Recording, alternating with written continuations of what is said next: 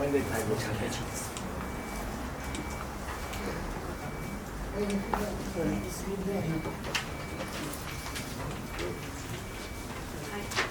Bueno, muchas gracias. ¿Se escucha? Sí. ¿Así? ¿No mucho? Cambio de... Bueno, ahí se escucha mejor. A Jonathan lo que le tengo que agradecer es que cuando vine a visitarlo por esta idea de hacer un proyecto con un amigo mío que vive en Inglaterra, por suerte no me contestó lo que me contestaba mucho, que era: vi la película, leí tal libro, porque si no era como para decir empecé mal. Pero una de las cosas que sí era que con un amigo mío que vivía en Coronel Suárez, que era el segundo hogar de Lothar, quisimos hacer un libro, y después en el camino fue una aventura de conocer mucha, muy buena gente. Acá lo tengo a Rodolfo Kleiner y la señora de Coronel Suárez. Pero en el proceso de querer hacer un libro sobre una historia, que son muchas microhistorias, nos dimos cuenta que había una cantidad de material y de documentación primaria muy interesante para poder meter en un libro, que es lo que hicimos, en una forma novelada. Ahora, para estas jornadas yo quería hacer algo más concreto y un tema más, así como dice el panel, académico. Y entonces me quería circunscribir a un periodo de tiempo de la historia que cuento, que es de 1957 a 1961, y compartir con ustedes algunos de los hallazgos, 4 en particular, que creo que son contribuciones importantes para el conocimiento histórico de este tema. Así que me voy a concentrar en 4 documentos, como les dije. El primer documento tiene que ver con la historia de este personaje. Este es el fiscal general del estado de Hesse, en Alemania, que en 1959, y después de haber puesto una orden de captura por Adolf Eichmann en noviembre de 1956, en diciembre de 1959, el 3 de diciembre, pide una reunión con el fiscal general del Estado de Israel, Haim Cohen.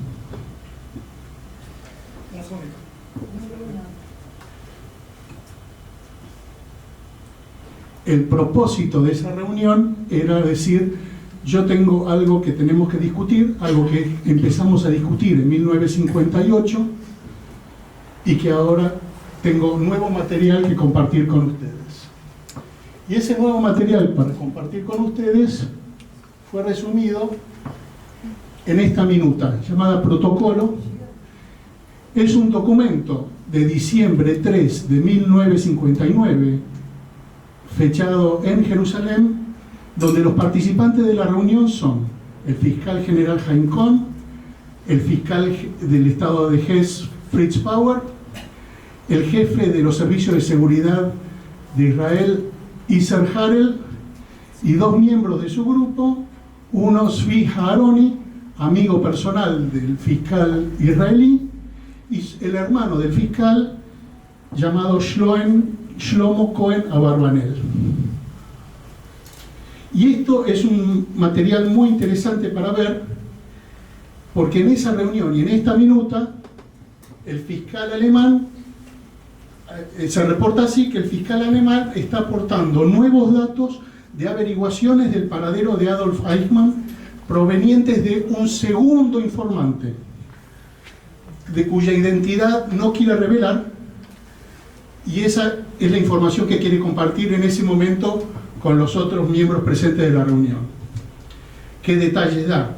Dice que hay un señor que viajó a la Argentina, da detalles del viaje de Adolf Eichmann a la Argentina, provee una foto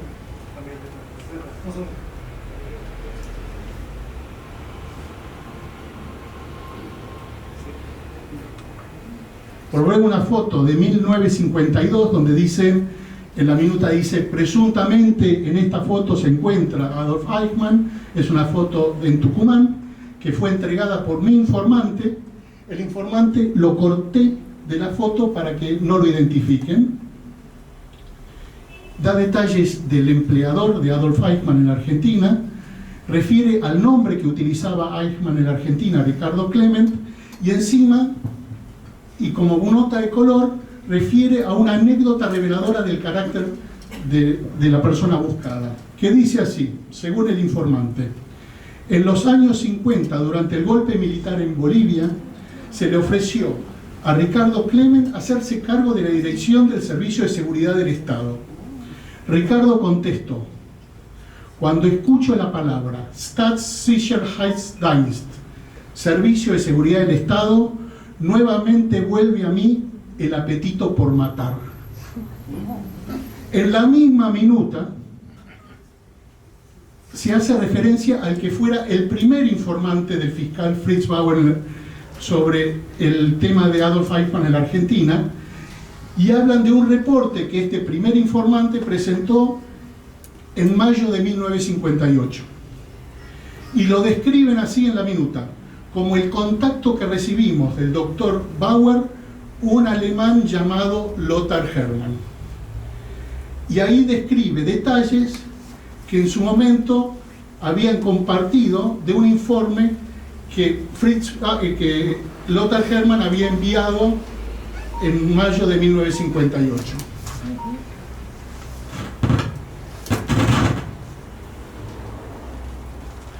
El protocolo permite identificar por inferencia a quién era la segunda fuente de Fritz Bauer, algo que todavía muchos historiadores mantienen en discusión, que si fue un trabajador de Mercedes-Benz, que si fue, vaya a saber quién, los servicios de inteligencia, pero del mismo documento surge quién es el segundo informante.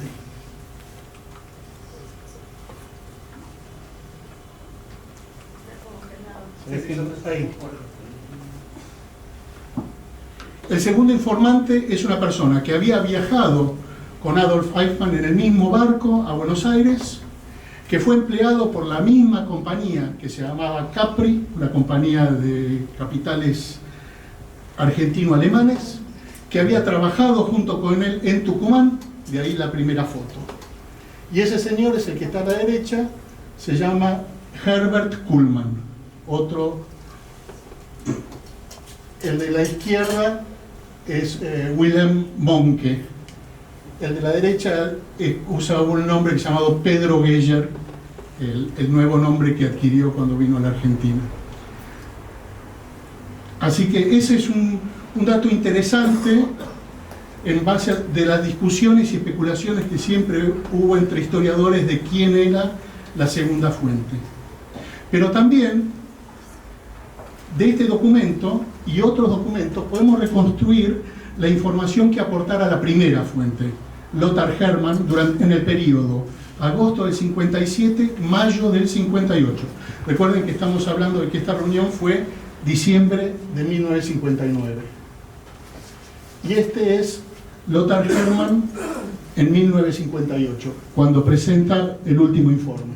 Esta es una foto casi de un mes después. ¿Qué podemos inferir? ¿Qué hizo Lothar Hermann para ayudar a contribuir a identificar a Adolf Eichmann en la Argentina? En agosto de 1957 le manda una carta al fiscal Fritz Bauer, donde sin requerir ninguna clase de remuneración, sin pedir nada a cambio de ninguna clase de compensación, dice: Adolf Eichmann está viviendo en una determinada dirección, su esposa se llama de tal manera, tiene tantos hijos con tales nombres. Eso lo hace en agosto de 1957. Entre septiembre y noviembre de 1957, y a requerimiento del fiscal Fritz Bauer,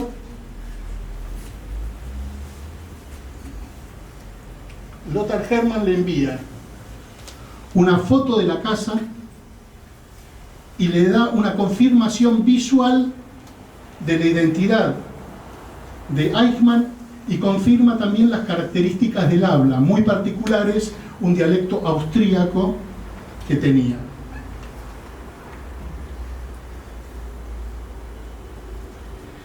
En febrero de 1958, en Coronel Suárez, a 520 kilómetros de Capital Federal, Lothar Hermann recibe la visita de un policía alemán, con el que establece un nuevo contacto y al que le empieza a enviar información a una casilla de correos en Estados Unidos. Y ahí, nuevamente, nueva información que presenta es averiguaciones sobre el nombre del propietario del domicilio, ese es parte del registro de propiedad, el nombre de los titulares de los medidores de electricidad, era una casa con frente y contrafrente, compartían y subalquilaban las dos propiedades, una fecha estimada de arriba del propietario, una foto de Klaus Eichmann, el hijo de Adolf, y después también dice: puedo garantizar con total certeza que el nombre que utiliza Adolf Eichmann en la Argentina es Francesco Schmidt, el nombre del propietario. Pero posterior a mayo de 1958, la fecha en que termina enviando todo este reporte de información, el nombre de la casa, de los hijos, foto del hijo, confirmación, el contacto se anula. Me olvidé comentarle dos cosas: que Lothar Hermann era ciego desde 1947 y que todas estas tareas las realizó junto con una hija, su hija llamada Silvia, de 17 años. Esto era mayo del 58. En julio del 58, Silvia viaja a vivir a San Francisco, a la casa de su tía, y se reúne con el resto de la familia, hermanos y primos de Lothar que se habían radicado ahí antes de la guerra, inmediatamente antes de la guerra.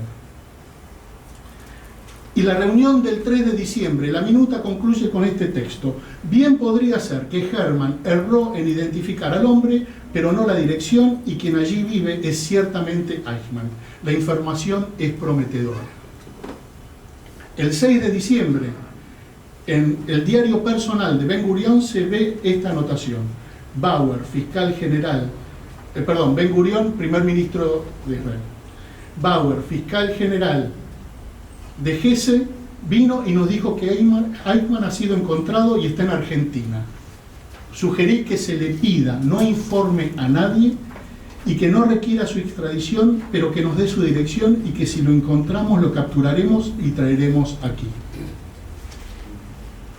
Ahora, esto fue diciembre 6 de 1959. Me gustaría detenerme en los próximos 20 días, porque son importantes por una cantidad de hechos. El primero es que hacia fines de diciembre de 1959 los servicios de seguridad israelíes tocan a la puerta al jefe del centro de documentaciones de criminales nazis en Haifa, llamado Tobias Friedman, y le dice: señor Friedman, denos todo el material que usted tenga sobre Adolf Eichmann.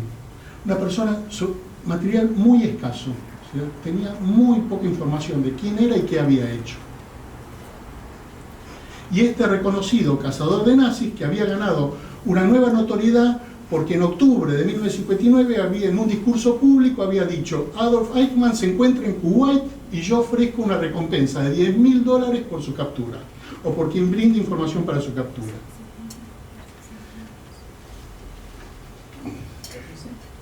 Entre los papeles que le entrega, cerca de 400 folios, Friedman le entrega a fines de diciembre de 1959 a los servicios de inteligencia israelí, entre ese material, copia de la correspondencia reciente que había mantenido con un residente de la Argentina, de fecha octubre 17, octubre 25, noviembre 5 y noviembre 28 de 1959. ¿Quién era? Lothar Hermann. Fue por un lado, fue por el otro. Los servicios de seguridad le dicen a Tobias Friedman: señor, abandone el tema. Ya está, lo que tenía que hacer lo hizo, a un costado. Pero ya había pasado algo. Friedman le había compartido este material con los principales funcionarios del World Jewish Congress, quienes a su vez se habían comunicado con el Latin American Jewish Congress, que desde Buenos Aires envían al director ejecutivo de la AMIA, Gregorio Schurman, de la DAIA, Gregorio Schurman, a entrevistar a Lothar Hermann en Coronel Suárez el 25 de diciembre de 1959. ¿Lo volví a repetir? No, ¿Vale? en Navidad. Y se queda 25 y 26 ahí. Las discusiones eran, y está registrado, que Lothar Hermann decía: quiero tener garantías de que si doy la información, la recompensa es mía. Esa garantía nunca llega. Luego de la segunda visita, y en vista de que Lothar Hermann no recibe garantías requeridas de pago, Hermann vuelve a percibir una segunda vez que sus intenciones de poner a Adolf Eichmann en prisión y de recibir ahora sí una recompensa se vuelven a esfumar. Ya había tenido una decepción en mayo del 58, nueva decepción en el 59. Y pasan dos cosas más en diciembre 25 de 1959, en esa Navidad. No voy a cumplir. Claro que termine, porque si no... No voy a cumplir. La primera es que el mismo 25 de diciembre, en Alemania, el fiscal Fritz Bauer, con el propósito de que él aparecer desentendido de cualquier cosa que pudiera ocurrir en la Argentina, pide una orden de extradición de Adolf Eichmann a Kuwait. Y la segunda cosa, que involucra a mucha gente en muchas partes, pero también a Gregorio Schurman en Buenos Aires, es que el 25 de diciembre de 1959 estalla en Colonia, Alemania, la que diera en nombrarse la epidemia de la svástica. Empieza esa Navidad pintadas e incendios en la sinagoga de Colonia, que le empiezan a seguir pintadas y destrucciones de propiedad de naturaleza antisemita en Alemania, Inglaterra, Holanda, Austria, Canadá, Estados Unidos, Brasil, Sudáfrica y Hong Kong. En un mes se reportan acciones parecidas en 34 países con cientos de incidentes. En la Argentina, la tablada hebraica, por ejemplo. Y en marzo, cuando los servicios de seguridad deciden poner en marcha el proceso de búsqueda e identificación de Adolf Eichmann en la Argentina, para ese momento, cuando envían a un nuevo policía especialista, que era Zvi Aroni, a Buenos Aires, toda la información que habían presentado las dos fuentes anteriores aparecían como vencidas.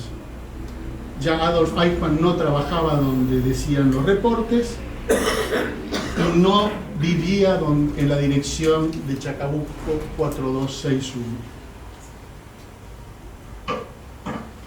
Los días 23 de marzo, 28 de marzo, abril 19 y abril 17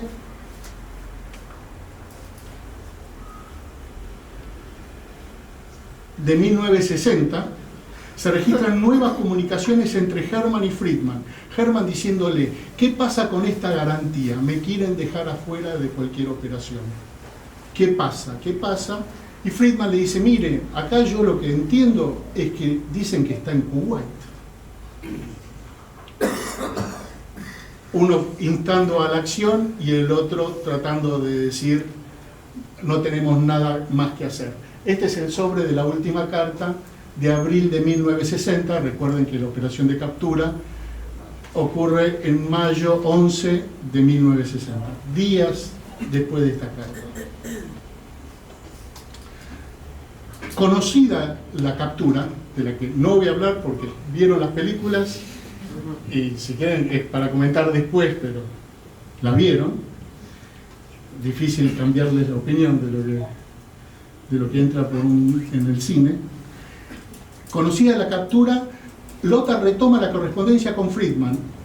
¿Para qué? Para pedirle el pago de los fondos, de los que Rodolfo Kleiner, que tengo acá, fue testigo. Entonces, lo hace en mayo 26, en mayo 30. También le escribe al fiscal Bauer diciéndole ayúdeme en la gestión de pago. Y el 9 de julio también al director ejecutivo de DAIA, Schurman, amenazando con escandalosas revelaciones en el caso de no pago. Y acá viene el segundo documento interesante. Es una discusión esa, ¿eh? No, porque Es había una discusión. una oferta de recompensa. Sí, pero cuando empiezo a... me tenés que dar más minutos. No, Sí, sí, bueno. que estábamos comprometidos con Ranan Rein Ah, de bueno, Israel y... Después si quieren pero es un tema muy fascinante, las discusiones, idas y vueltas. Te pido, Gaby, que Dale. cerren. Mark Tarko de Latin American Jewish Congress le escribe a Nehemiah Robinson del World Jewish Congress el 21 de julio de 1960 y le dice, comentándole que habían recibido estas cartas de revelaciones escandalosas. ¿Por qué es importante esto? Porque esa carta dice lo siguiente. Primero, el señor Herman no tiene derecho a demandar una recompensa porque a nosotros no nos proveyó de información. Es verdad. Dice, sin embargo, en las presentes circunstancias, y las circunstancias era el tiempo de conflicto respecto de la violación de soberanía en la Argentina por el Estado israelí, decía que estas circunstancias, cualquier escándalo podría provocar ciertas complicaciones mezclando a la DAIA y al World Jewish Congress en aquella parte de la FER en la que ambas no han tenido conexión alguna. Y dice que Herman podría tomar ventaja de este tema, hace referencia a que ya él tenía conocimiento de que había sido visitado en tiempo antes por otra persona. Les dicen, recuerden cuando tal señor nos dijo que nos desentendiéramos del tema, hablando de Sviaroni. La primera carta de excusas que ofrece el embajador israelí diciendo esto fue tarea de voluntarios, no ayudaba a la comunidad y la ponía bajo un estrés muy, muy particular, que se termina resolviéndose recién el 28 de junio en el Consejo de Seguridad de las Naciones Unidas con una reprimenda importante a Israel, pero sin requerir la devolución del capturado. Y acá es importante lo siguiente, el 30 de septiembre de 1959 se aprueba la orden de extradición, el pedido de extradición de Mengele en la Argentina. Ops. Bueno, lástima, me perdí el tiempo. Bueno, Si no, después dale, en la parte de debate retomamos.